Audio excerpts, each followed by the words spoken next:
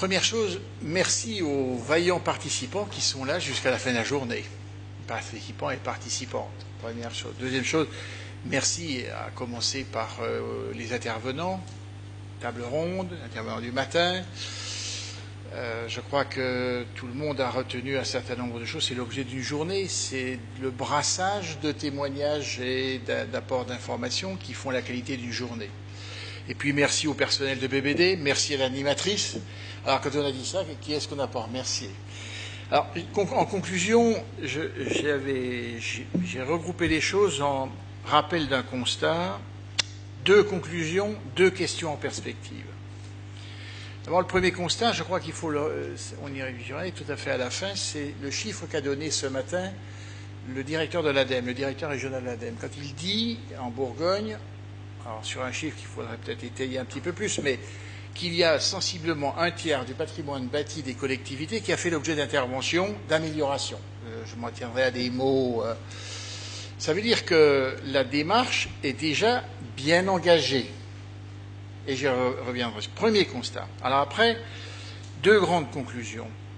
Première conclusion qui m'est apparue en cours de, peut-être plus en cours de matinée et consolidée cet après-midi.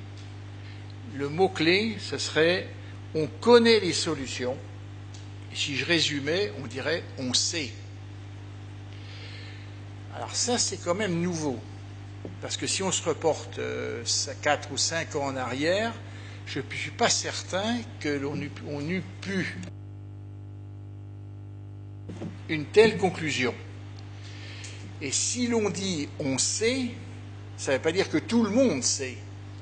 Mais la communauté des sachants sait, et le problème, c'est comment passer de la communauté des sachants à la communauté des acteurs. Ça, c'est ma première conclusion. Deuxième conclusion, modalité d'intervention. Alors, les modalités d'intervention, on a vu en fait deux gammes sur les modalités d'intervention. On a vu une première gamme qui touche au réglage, qui touche aux modalités d'usage, qui touche à la façon avec laquelle on met à disposition un équipement. Et le mot-clé sur cette affaire-là, c'est la gouvernance. On sait comment faire. Le problème, c'est de convaincre ceux qui sont des usagers ou des gestionnaires ou des services associés qui sont des techniciens, etc., comment les associer à une perspective de gestion intelligente du bâtiment, du bâti et d'une économie à la sortie.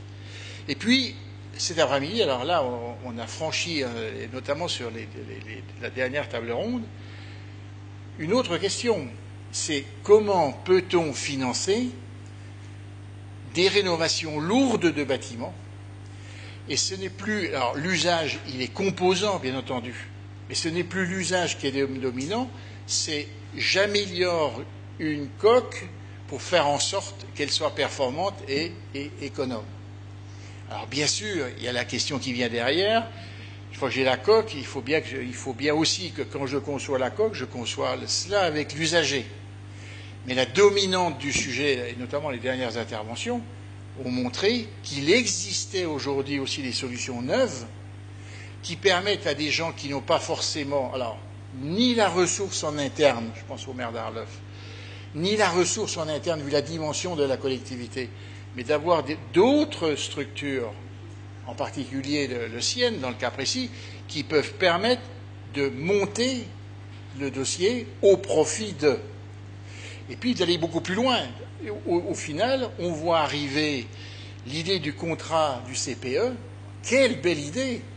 Mais j'avoue que si je devais moi-même gérer un CPE, je crois que je travaillerais sérieux avec le promoteur pour voir les petites lignes du contrat qui va lier l'organisme que je serai avec le porteur du CPE. Parce que c'est comme l'assurance, c'est tout bien, sauf que c'est le jour où il y a quelque chose qui ne va pas, qu'il y a la petite ligne qui s'applique.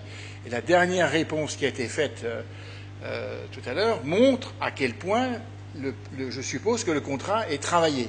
Quant à la dernière intervention, bravo. Alors ça veut dire qu'on est toujours dans la même perspective.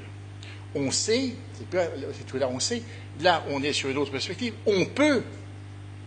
avec un peu de matière grise, de l'imagination, de l'ingénierie financière, tout ça, on est capable de faire. Et ça m'amène à deux questions terminales. La première, c'est que, je reparle de mes 30%, on a déjà senti ça en cours de journée, mais on le sent aussi ailleurs, les pionniers sont partis. La seule question qui est posée maintenant, c'est comment trouver une nouvelle couche d'acteurs qui va s'ajouter aux pionniers pour passer de 30% à progressivement 80%, etc. Et pour passer des pionniers à augmenter, il faut aller chercher ceux qui sont des gens qui écoutent, mais qu'il faut convaincre, parce que les pionniers, eux, ils sont convaincus avant de partir, tandis que ceux qu'il faut aller chercher maintenant, ils vont écouter, mais il faut les convaincre. Et puis à un beau moment, on va aller chercher les résistants. Mais là, toute une série de questions. Comment va-t-on pouvoir s'organiser, tous autant que nous sommes, avec nos bonnes mines, nos bonnes idées, nos savoir-faire, pour convaincre ceux qui ont envie d'écouter, puis alors surtout, inverser les logiciels de ceux qui résistent. Puis la dernière, je ne peux pas m'empêcher de dire qu'au final, il reste une gamme de questions qu'on n'a pas du tout abordées aujourd'hui, mais qu'on est obligé d'étudier. Aujourd'hui, on a parlé des bâtiments. On a parlé du bâti existant dans un environnement déterminé. On n'a pas parlé d'urbanisme et on n'a pas parlé d'aménagement du territoire. Alors, on sait tous qu'une politique économe et une politique raisonnée, elle suppose une stratégie d'aménagement de l'espace, que ce soit en rural ou en urbain, qui lui-même est une des composantes de l'économie d'énergie du bâtiment. On ne l'a pas abordé aujourd'hui, volontairement, parce que sinon on allait tout mélanger, mais on ne peut pas, au moment de terminer, oublier cette dimension. Oui, le confetti, c'est bien, c'est indispensable. Le plus beau sera-t-il et le moins cher en fonctionnement sera bien, mais le confetti pris seul, ça ne réglera pas la page.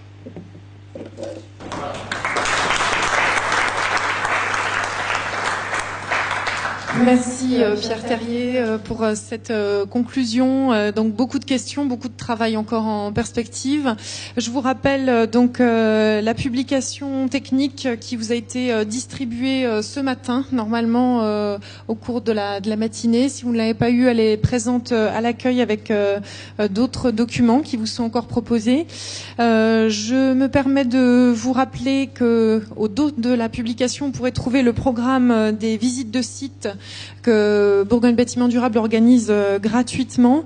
Prochaine visite de site la semaine prochaine, jeudi 27 juin, avec un bâtiment à énergie positive sur Dijon, le SCA 255. Donc c'est Antonin Madeline qui est ici à ma droite qui fait ces visites de bâtiment, avec une conférence sur la gestion active du bâtiment, thème de notre prochaine journée technique.